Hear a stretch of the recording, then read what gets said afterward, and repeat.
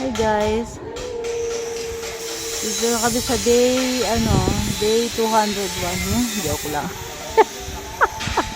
Day 201 ng construction. Okay guys. Ayan na, nagbububog na sila. Tapos, yun. Junel! Wag na daw! Kasi baka violation din yun eh. May structural ano yan eh. Ayun nga, tsaka kung yung safety, yung yung sinasabi nyo po. Opo. Opo. Buti mo, ilang linggo o ilang buwan lang kayo dito, sila dito, titira. Kami, aalis na rin kami. Kaya pag natapos ko, wala na kami dito. Yun nga, tama naman po kayo, sabi nga niya. Tapos mabigat pa yung bubong niya, hindi siya yung Tigula yan ordinary. eh. Oh, Hindi yun nga naman yan po. nilo eh. Tigula yan. Yun nga po eh. Wag na daw po, okay Di ba na po may siya. violation nyo sa structural ng homeowner? Oo nga. Kapag nakita nila. Yes.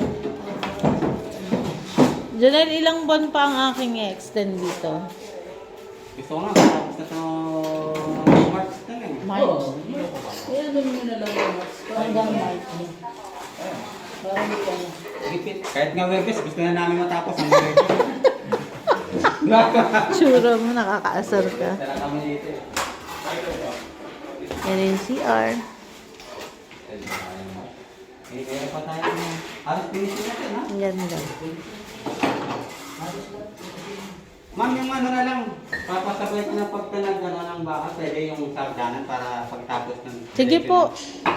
I-order mo lang. Hindi ko alam eh. Basta kung ano yung order. Sabay mo na yung Yes po, opo.